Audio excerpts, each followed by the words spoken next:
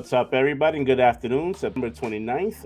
Another one of those midweek roundups I talked about. I am Sensei, one half of Sensei Store's podcast that happens on every single Sunday at 5 p.m. with Logic.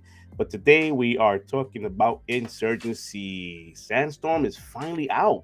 Today it's finally out. I talked about this last week, but it's finally out. I played a lot of this last night when it dropped at midnight.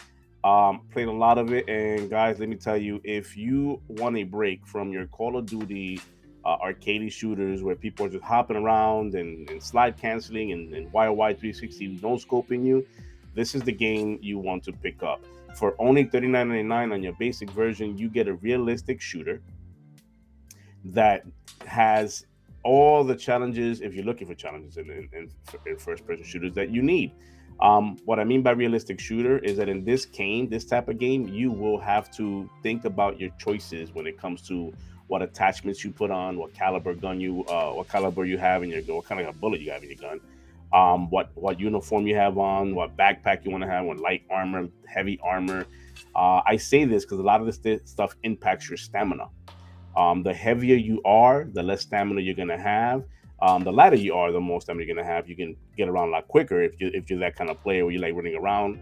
You're gonna have that. Now, here's the thing: when you're running around, we're all used to, you lose your stamina, you just get your composure, you can get right back to sprinting.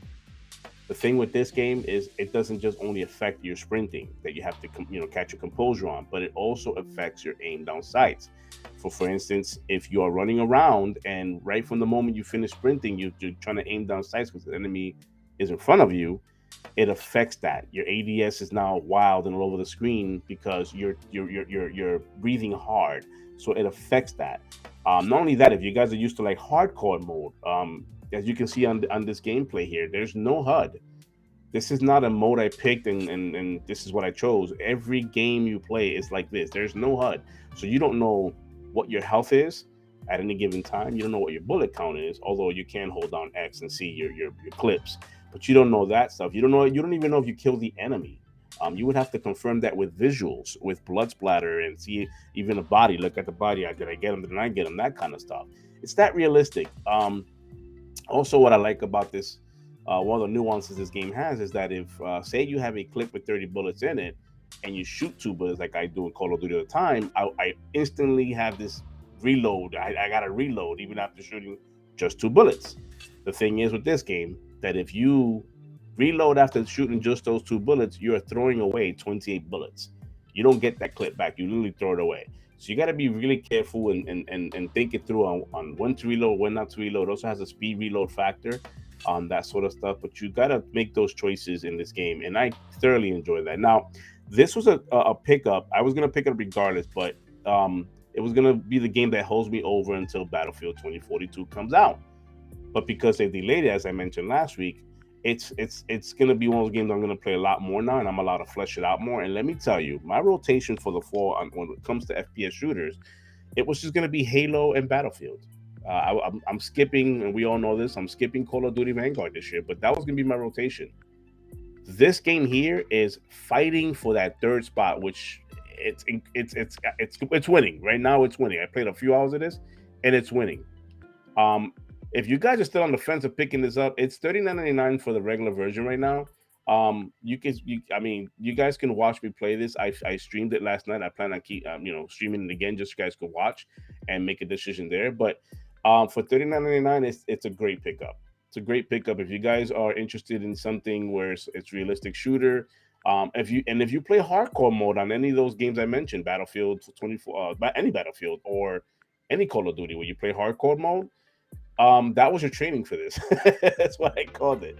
But other than that, this is Insurgency. It is now out. It is now out for $39.99. And give it a try. Let me know what you guys think. If you guys are interested, not interested, if you guys plan on picking it up or not. Let me know what you guys think in the comment. I'll provide a link, to the store maybe to get you to the Insurgency site so you can see more on it. But that is what it's come. I love this game. Love it. It's a pickup for me, if you ask me. But on to what's coming out. Games that are coming out.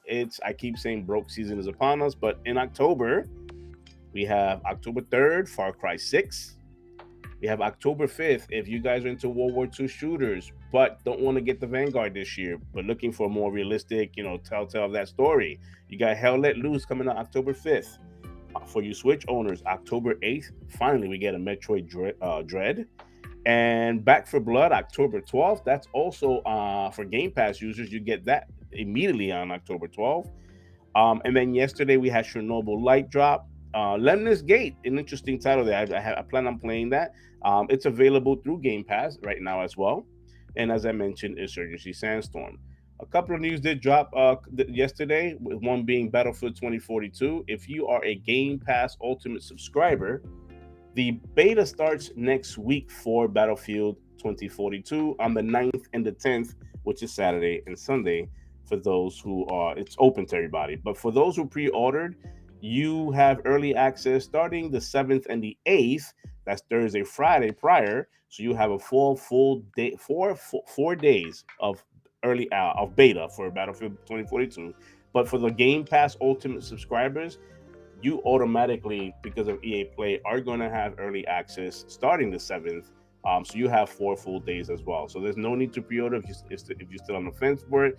You will have the early access through Game Pass Ultimate if you are subscribed to it. That's an awesome news right there.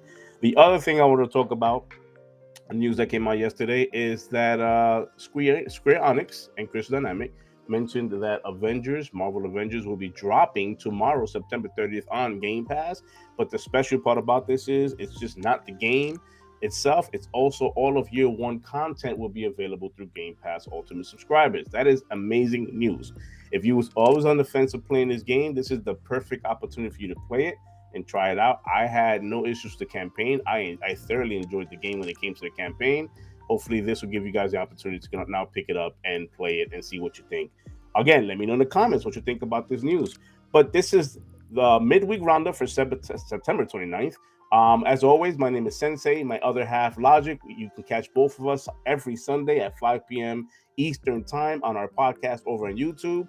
But like I always say, until then, happy fucking gaming.